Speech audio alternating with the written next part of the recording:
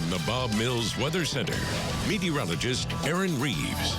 Well, another day and another day of widely scattered showers and storms developing. A couple of these have pulsed severe briefly. The one that's the exception, the one that moved west Oklahoma City, it was severe for quite a while. These blue counties, those are flood watches, and you can see just a scattering of showers and storms. We had one that was severe in our area earlier. Sequoia was on that down there in southeast Oklahoma, and he had a pretty good view of that earlier. Real quick, Sequoia, what did you see with that storm as it rolled through? It's not severe anymore, but what was it like when it moved on over you?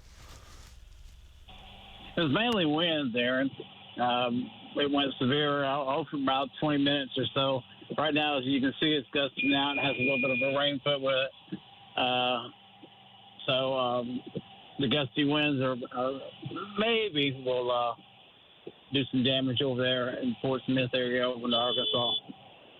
I appreciate that, and we'll keep watching that. Back into the metro area, you can see we have another storm over Creek County that's pretty heavy. Bristow back to Kellyville. Brandon has been on that storm. It's been pretty intense looking at times on radar. Brandon, what have you noticed if you've rolled through that storm? Looks like we may actually... Yeah, it was.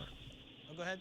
Yeah, so far we've encountered about 35 to 40 mile-an-hour winds with this cell, a lot of heavy rainfall, a tremendous amount of lightning, and just some road flooding. We're going to keep with it. Aaron? All right, I appreciate it. Be safe out there. And then another storm that's a bit further back to the east that's popped up over the eastern side of the metro area. Bob has been getting into position to see that one, and you can see a lot of heavy rain right now over the southeast part of the city. Woodland Hills Mall. Back down towards Jinx, and that extends northeastward from there. Bob, how does that storm look as you look back to your east there? Well, right now I'm not seeing a lot of lightning with it. I'm not sure that it's maintaining the hail that it had maybe 15, 20 minutes ago.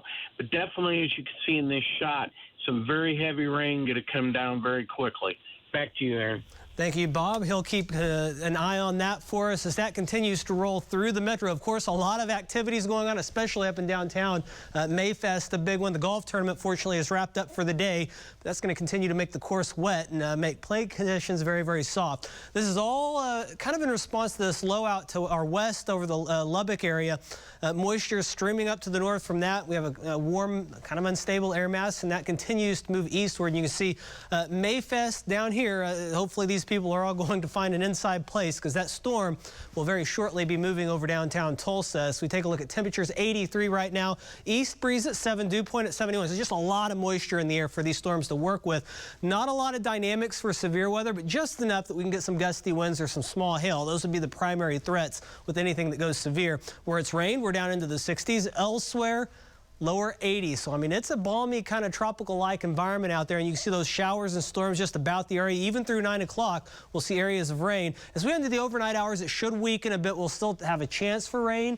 There'll be the severe threat will go away for the most part. You can never rule it out completely, but it's going to diminish more than what it already is. We could wake up to some showers once again in the morning into the 60s, and then during the afternoon, once we get that heat and moisture back into place, we'll start to see those showers and a few thunderstorms bubble up once again, a lot like today, just kind of anywhere across the area. So those highs top out in the lower 80s. Of course, Mother's Day tomorrow, we'll see those scattered showers and storms, temperatures in the 80s. We have Mayfest still ongoing. We'll see those storm chances for that. And of course, for the big golf tournament that's going on tomorrow as well. So we'll continue to keep an eye on things as we head through the next couple of days. And then Monday, still yet slightly cooler weather. We still could see that chance for a few showers and storms and rainfall over the next 7 days. Still look pretty good for a widespread half an inch, maybe an inch locally or higher. Just kind of depends on if you get under one of these heavier, longer lasting downpours. And then going forward from there, we may, after we get through the week, finally next week and get an overall break. A front, a pretty strong one, should come through on Friday that'll change things for us. Notice that could shoot us pretty significantly below normal, which is in the lower 80s by the time we get to that time frame. So here's a look at your extended forecast. Will remain unsettled, although it will gradually kind of wane as we head toward the middle of the week. We'll get that front come through at the end of the week. Another chance of rain.